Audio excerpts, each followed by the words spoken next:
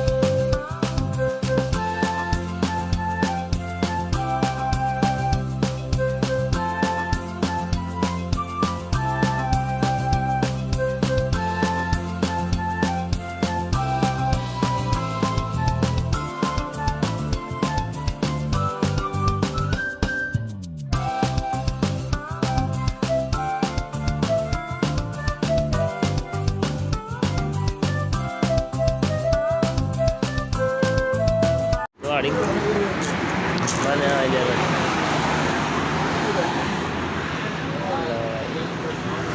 बस